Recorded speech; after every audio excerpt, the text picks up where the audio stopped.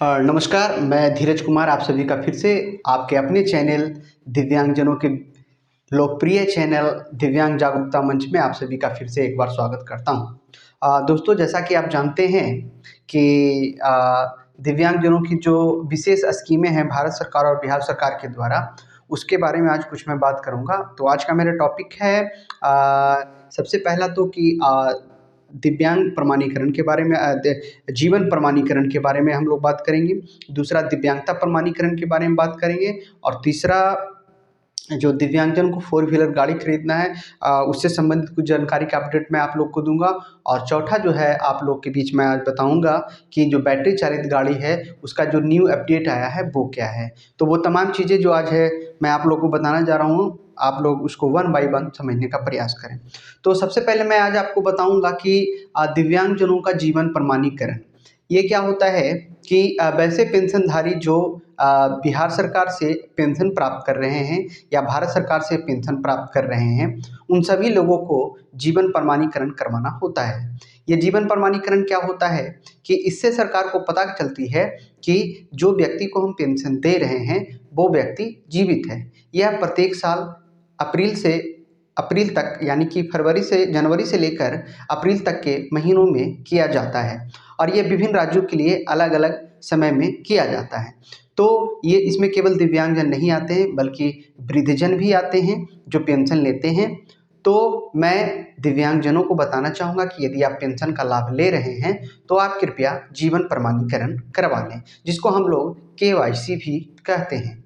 तो सबसे पहली बात कि आप केवाईसी करवाएंगे कहाँ, तो ये किसी साइबर कैफे से नहीं होगा, बल्कि आपको ये ध्यान देना पड़ेगा कि कहाँ पे CSC पॉइंट है या हम लोग उसको वसुधा केंद्र या ग्राहक सेवा केंद्र कहते हैं।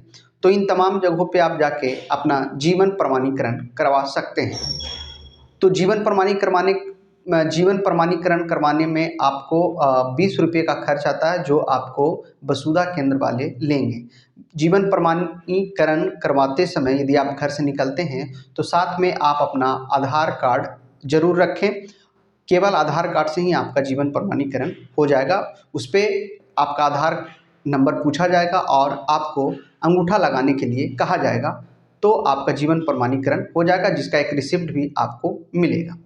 दूसरा है कि हम बात कर रहे हैं दिव्यांगता प्रमाणीकरण की बात, यानी कि अभी जो है सभी जिलों में जिला प्रशासन के द्वारा UDID कार्ड बनाने के लिए दिव्यांगता प्रमाणीकरण का शिविर लगाया जा रहा है। यह विभिन्न जिलों में अलग अलग है। तो यदि आपका दिव्यांगता प्रमाण पत्र अभी आपको नहीं मिला है या आपका नहीं बना है, तो आप इस बात का ख्याल रखेंगे कि प्रखंड स्तर पे या पंचायत स्तर पे जो दिव्यांगजनों का शिविर लगाया जाता है, उस शिविर में आप जाकर अपना दिव्यांगता प्रमाणीकरण करवा सकते हैं। इसके लिए जब आप घर से निकलते हैं कि हमको दिव्यांगता का प्रमाणीकरण करवाना है या आपको UDID कार्ड बनाना है, तो अपने साथ हम क्या क्या चीज़ लेके जाएं।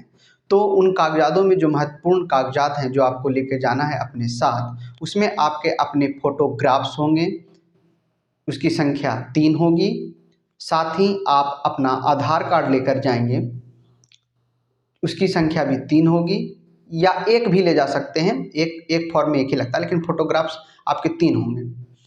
दूसरा है आपका कि आप यदि खुद जा रहे हैं तो हिंदी इंग्लिश में आपका एड्रेस जिसमें माता का नाम होना चाहिए। साथ ही ये यदि कोई दूसरे व्यक्ति जा रहे हैं तो उनको आप सादे कागज़ पे हिंदी और इंग्लिश में पूरा बायोडाटा आप लिख कर देंगे। उसमें आपका मोबाइल नंबर होना चाहिए, नॉमिनी का नाम होना चाहिए, नॉमिनी का मोबाइल नंबर होना चाहिए। साथ ही आपका यदि ब्लड ग्रुप आपको मालूम है तो ब्लड ग्रुप भी देंगे, यदि नहीं मालूम है तो उसकी कोई आवश्यकता भी नहीं है, लेकिन कॉलम बना हुआ यदि है तो आप दे देते हैं, तो कल के डेट में इसका बेनिफिट भी आपको मिलेगा। इसके बाद आपको एक प्राप्त रिसिप्ट मिलेगा। उसके बाद आप उससे जांच सकते हैं कि आपका UDID कार्ड अभी बना है कि नहीं, यानी कि वह जो है इनरोलमेंट नंबर आपको एक जो मिलेगा जिसके माध्यम से आपको अपना UDID कार्ड का स्टेटस चेक करने में आसानी होगी। तीसरा है बैटरी चालित गाड़ी कि बैटरी चालित गाड़ी के लिए फिर से एक बार नया अपडेट आया है, जिसका वीडियो मैं अपने चैनल पे भी दिया था कि बेगूसराय से सामाजिक सुरक्षा निदेशक जिला दिव्यांग सशक्तिकरण के माध्यम से एक लेटर भी निकाला गया था सभी प्रखंड विकास पदाधिकारी के लिए, जिसमें यह बताया गया था कि जिले में जो दिव्यांगजनों का टारगेट रखा गया था, तो बेगूसराय में 330 दिव्यांगजनों का जो टारगेट रखा गया था वह पूरा नहीं हो सका। यानी कि अभी भी बहुत सारे जो गाड़ियों के लिए जो स्वीकृति हुई है वो अभी पैसा है, यानी कि सरकार अभी और चाहती है कि ज़्यादा से ज़्यादा दिव्यांगजनों को मिले। इसके लिए प्रखंड विकास पदाधिकारी महोदय को बोला गया कि आप कृपया इसका जोर शोर से प्रचार प्रसार करवाएं, जिससे कि दिव्यांगजनों को ये पता चल सके कि अभी भी बैटरी चालित गाड़ी के लिए आपके आवेदन हम ले रहे हैं। और आवेदन का जो है लिंक भी खोल दिया गया है, पुनः आप आवेदन करें। मैं अपनी कम्युनिटी पोस्ट में पटना के बारे में भी बताया था कि वहाँ भी बहुत सारे दिव्यांगजनों के लिए अभी मोटराइज साइकिल के लिए अभी माने आवेदन कर सकते हैं, वहाँ भी अभी और देना है, अभी कम ही संख्या में वहाँ भी पड़ा है। तो ऐसा केवल पटना, बेगूसराय या अन्य ज़िलों पे नहीं हुआ है, बल्कि और भी अन्य ज़िलों में इस तरह की घटनाएं आ रही है। क्योंकि बिहार सरकार का जो टारगेट था 10,000 दिव्यांगजनों को बैटरी चालित गाड़ी देना था। और आपको ये भी बता दूं कि यह केवल ऑर्थोपेड के लिए अर्थात अस्थिर दिव्यांगता से जो दिव्यांग ग्रसित हैं उन्हीं को यह केवल मिलेगा। तो काफ़ी संख्या में मिलना है, और चूंकि जागरूकता का अभाव भी है, जिसकी वजह से जो टारगेट है जिलों का वह पूरा नहीं हो पा रहा। तो खैर छोड़िए, ये आपके लिए सुनहरा अवसर होगा कि अभी तक आपने अपना जो है मोटराइज साइकिल अर्थात बैटरी चालित गाड़ी के लिए आप आवेदन नहीं कर पाए थे, तो अब आपके पास एक सुनहरा अवसर है कि आप बैटरी चालित गाड़ी के लिए आप आवेदन कर दें। अब आपको ये ध्यान देना है कि जब आप बैटरी चालित गाड़ी के लिए आवेदन करने के लिए जाते हैं तो क्या क्या कागजात आपको लगेंगे, इसके बारे में एक विस्तृत जानकारी मैं आपको दे देता हूँ। सबसे पहले जब यदि जाते हैं तो आपको अपना फोटोग्राफ्स लेकर जाना है, साथ में आपको अपना जन्म प्रमाण पत्र हेतु दो चीज़ें, यदि आपके पास एजुकेशनल डॉक्यूमेंट्स हैं जिसमें जैसे आपका मैट्रिक, इंटर, ग्रेजुएशन, यदि किसी एक का भी आप प्रमाण पत्र लेके जाएंगे जिससे कि आपके जन्म तिथि का प्रमाण मिल जाएगा, वो लेके जा सकते हैं। दूसरा, बिहार सरकार द्वारा प्रदत्त जो आपका जन्म प्रमाण पत्र होता है वह भी आप लेके जाएंगे तो भी आपका बन जाएगा। तीसरा है आपका डिसेबिलिटी सर्टिफिकेट अर्थात दिव्यांगता का प्रमाण पत्र। मतलब यदि आप दिव्यांग हैं जिसका एक प्रमाण पत्र, जिसको हम लोग यूडीआईडी कार्ड कहते हैं, और उसके साथ एक सर्टिफिकेट होता है, वो भी आप लेके जाएंगे। 3 चीज़ मैंने बताया। चौथा है आपको, यदि आप विद्यार्थी हैं, किसी स्कूल कॉलेज में पढ़ते हैं, तो उसका विजिटिंग कार्ड आपको लेके जाना है, जिससे ये पता चले कि आपका स्कूल या कोचिंग सेंटर आपके घर से 3 या 3 से अधिक किलोमीटर की दूरी पर स्थित है और आपको आने जाने में परेशानी होती है, और सरकार आपको प्रोत्साहन के रूप में वह बैटरी चालित गाड़ी आपको दे, जिससे कि आपको सुविधा हो सके।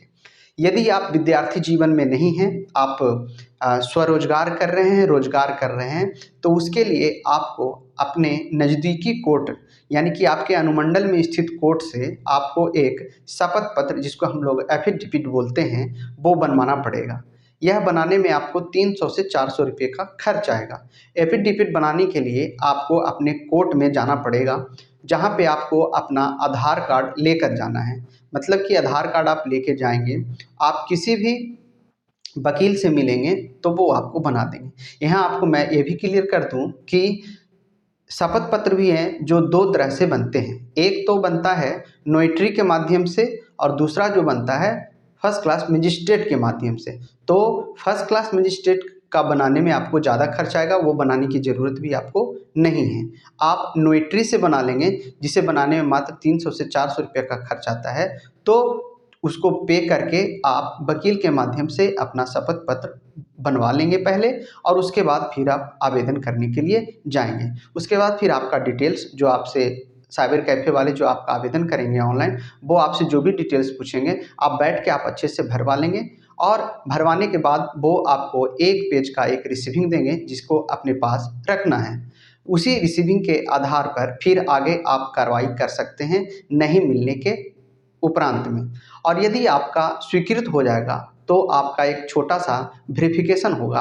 आपके अपने प्रखंड कार्यालय के एक ग्राम सेवक आपके पास जाएंगे, जो आपसे निम्नवत कुछ कागजात के बारे में पूछेंगे, जिसको आपको दिखाना है और सही सही सारा कुछ आपको बताना है। छोटा सा वेरिफिकेशन हो जाने के बाद आपके नाम से बैटरी चालित गाड़ी की खरीदारी हो जाएगी और उसके बाद जो है यह बैटरी चालित गाड़ी एक निश्चित समय पे किसी गण्यमान्य व्यक्ति के द्वारा बुलाकर जिले में या प्रखंड स्तर पर भी आपको वितरण किया जा सकता है।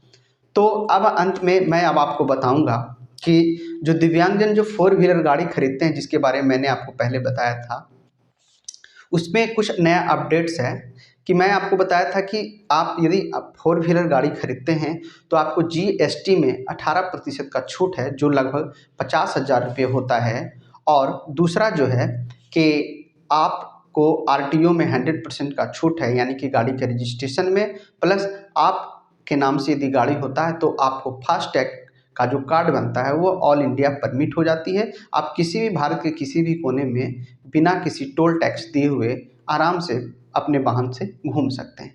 उसमें एक नया अपडेट ये है, जिसमें मैं आपको नहीं बताया था, कि गाड़ी की जो लंबाई है वह 1400 mm होना चाहिए।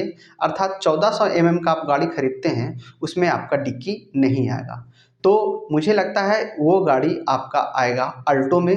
अल्टो एक छोटी गाड़ी होती है जिसकी लंबाई 1400 mm के आसपास या उससे कम ही होती है। इसके लिए सबसे पहले आपको जाना होगा अपने शोरूम में, जिस शोरूम से आपको गाड़ी लेना है। वहाँ पे अपने वहाँ काउंसलिंग जो करते हैं, जो मैनेजर होंगे, उनको बताइएगा कि हमको गाड़ी लेना है। उसके लिए सबसे पहले आपको वहाँ से बनाना पड़ेगा। कोटेशन बन जाने के बाद फिर आपको जीएसटी क्लेम करना है। आगे के वीडियो में मैं आपको बताऊंगा कि आप लोग जीएसटी क्लेम कैसे कर सकते हैं। तब तक आप हमारे चैनल पे बने रहिए। हमारा वीडियो कैसा लगता है, हमारे वीडियो पे कुछ सुझाव दें जिससे कि हमारा वीडियो और बेहतर हो।